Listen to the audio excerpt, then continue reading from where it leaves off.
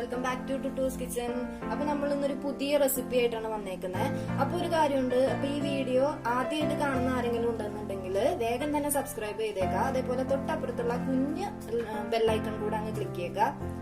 ഇനി നമ്മള് ഇപ്പൊ ലോക്ക്ഡൌൺ ഒക്കെ ആയിട്ടിരിക്കുമല്ലേ, അപ്പൊ എല്ലാവരുടെയും വിചാരം എന്താന്ന് വെച്ച് കഴിഞ്ഞാൽ എന്തെങ്കിലുമൊക്കെ സ്വന്തമായിട്ട് ഉണ്ടാക്കുക, അങ്ങനത്തെ ഒരു മൈൻഡിലായിരിക്കും എല്ലാവരും ഇരിക്കുന്നത്. ഇപ്പൊ അത് മാത്രല്ല, നല്ല ചക്കയുടെ സീസണുമാണ്. അപ്പൊ നമ്മൾ ഇന്ന് ഒരു ചക്ക വെച്ചിട്ട് ഒരു ചക്ക ചില്ലി, പുതിയ വിഭവമാണ്, ചക്ക ചില്ലിയാണ് ഉണ്ടാക്കാൻ പോകുന്നത്. അപ്പൊ അതിനധികം മൂത്ത ചക്കയൊന്നും വേണ്ട, ഒരു ഇടിയൻ ചക്ക പരുവത്തിലുള്ള ചക്കയാണ് വേണ്ടത്. അപ്പൊ ആ ചക്കേനെ നമ്മളൊന്ന് നല്ലോണം ക്ലീൻ ആക്കിയിട്ട് വലിയ നല്ല ഭംഗിയായിട്ടൊന്നും കട്ടൊന്നും ചെയ്യണ്ട, ചെറുതായിട്ട് ഇങ്ങനത്തെ ഒരു പീസിലൊക്കെ കട്ട് ചെയ്തെടുക്കുക. അപ്പൊ നമ്മള് ചക്കേനെ കട്ട് ചെയ്ത് വെച്ചിട്ടുണ്ട്. ഇനി ഇതിനകത്ത് നമുക്ക് കുറച്ച് പൊടികൾ ആഡ് ചെയ്ത് കൊടുക്കണം. അതിനായിട്ട് ആദ്യം തന്നെ നമുക്ക് ഒരു 3 ടീസ്പൂൺ മുളക് പൊടി ചേർത്ത് കൊടുക്കുക.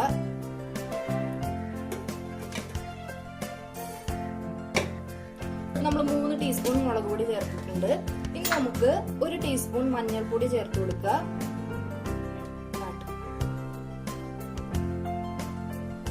മഞ്ഞപ്പൊടി ചേർത്ത് കൊടുത്തിട്ടുണ്ട്. ഇനി നമുക്ക് ഒന്നില്ലെങ്കിൽ ചിക്കൻ മസാല ഉണ്ടെങ്കിൽ അത് ചേർക്കുക, അല്ലെങ്കിൽ കുറച്ച് ഗരം മസാല ചേർത്ത് കൊടുക്കുക.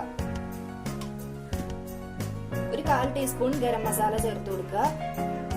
ആവശ്യത്തിന് ഉപ്പും ചേർത്ത് കൊടുക്കുക. ഇനി അടുത്തായിട്ട് നമുക്ക് ഇതിനകത്തേക്ക് 1 ടീസ്പൂൺ ചൊറക്കയും കൂടെ ചേർത്ത് കൊടുക്കുക. വിനാഗിരി 1 ടീസ്പൂൺ വിനാഗിരിയും കൂടെ ചേർത്ത് കൊടുക്കുക. ഇനി നമുക്ക് ഇതിനകത്തേക്ക് ഒരു 2 സ്പൂൺ അരിപ്പൊടി ചേർത്ത് കൊടുക്കുക. ഇനി 1 സ്പൂൺ മൈദയും കൂടെ ചേർത്ത് കൊടുക്കുക. നമ്മൾ അരിപ്പൊടിയും മൈദയും കൂടെ ചേർത്ത് കൊടുത്തിട്ടുണ്ട്. ഇനി ഇതിനൊന്ന് നല്ല പോലെ മിക്സ് ചെയ്തെടുക്കുക. കൈ വെച്ചിട്ട് തന്നെ നല്ല പോലെ മിക്സ് ചെയ്തെടുക്കുക. ഇതിന്റെ ഇടയിൽ നിങ്ങൾക്ക് ഇതൊന്നും മിക്സ് ആവണില്ല എന്ന് തോന്നുന്നുണ്ടെങ്കിൽ കുറച്ച് വെള്ളം കൂടെ ചേർത്ത് അങ്ങ് മിക്സ് ചെയ്തേക്കുക. ഇപ്പൊ കുറച്ച് വെള്ളം ചേർത്തിട്ട് ഇതിനൊന്ന് നല്ല പോലെ അങ്ങ് മിക്സ് ചെയ്തെടുത്തേക്കുക.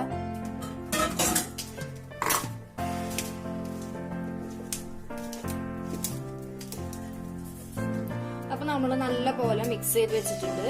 ഇത് മാക്സിമം ഒരു 10 മിനിറ്റ് വെക്കുക, അല്ല എന്നുണ്ടെങ്കിൽ അപ്പൊ തന്നെ നമുക്ക് വറുത്തെടുക്കാം. അപ്പൊ നമ്മള് മസാലയൊക്കെ ചക്കയമ്മ പുരട്ടി വെച്ചിട്ട് ഏകദേശം ഒരു 10 മിനിറ്റ്, മാക്സിമം ഒരു 10 മിനിറ്റ് കഴിഞ്ഞിട്ടുണ്ട്. ഇനി നമുക്ക് ഫ്രൈ ചെയ്തെടുക്കാം. അതിനായിട്ട് ഒരു പാൻ വെക്കുക. പാൻ നല്ലപോലെ ചൂടായി കഴിയുമ്പോൾ വെളിച്ചെണ്ണ ഒഴിക്കുക. വെളിച്ചെണ്ണ അല്ലെങ്കിൽ ഓയിൽ എന്തെങ്കിലും യൂസ് ചെയ്യാം. അപ്പൊ നമ്മൾ വെളിച്ചെണ്ണയാണ് ഒഴിക്കുന്നത്.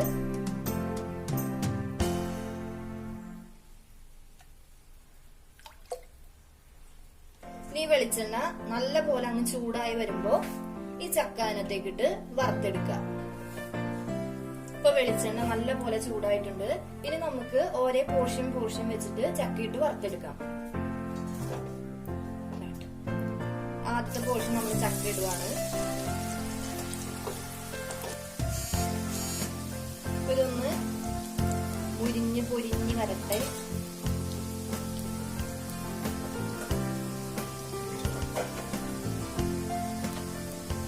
ഹൈ ഫ്ലെയിമിൽ തന്നെ ഇട്ടിട്ട് ചെയ്താൽ മതി, എങ്കിൽ മാത്രമേ നല്ലോണം അങ്ങ് ക്രിസ്പി ആയിട്ട് വരുള്ളൂ.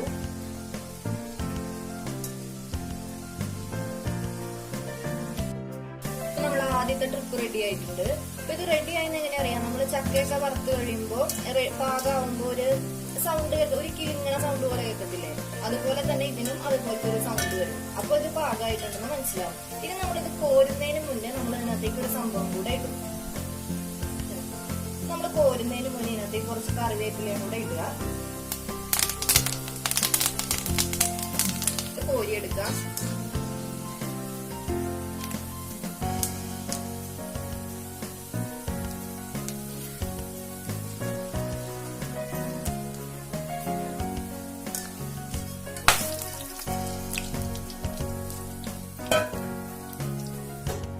അപ്പൊ നമ്മുടെ ചക്ക ചില്ലി ഇവിടെ റെഡി ആയിട്ടുണ്ട്.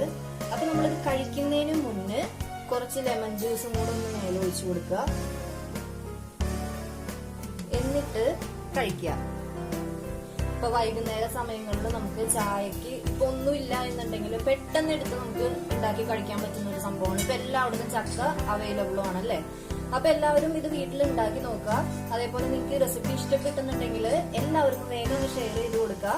ഒന്നുകൂടെ പറയാണ്, സബ്സ്ക്രൈബ് ചെയ്യാത്ത ആരെങ്കിലും ഉണ്ടെന്നുണ്ടെങ്കിൽ വേഗം തന്നെ സബ്സ്ക്രൈബ് ചെയ്യാം. അപ്പൊ ഇനിയും നല്ല റെസിപ്പീസ് ആയിട്ട് നമുക്ക് കാണാം. അതുവരേക്കും താങ്ക്സ് ഫോർ വാച്ചിങ്. അസ്സലാമു അലൈക്കും.